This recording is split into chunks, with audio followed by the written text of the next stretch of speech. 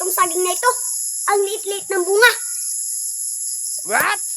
Sabi ko na nga ba kay Papa, ang rami-rami ng mga bulati sa loob ng ating mga saging. Ngayon kang bulati ka. Sumanda ka sa akin, kukuhain kita.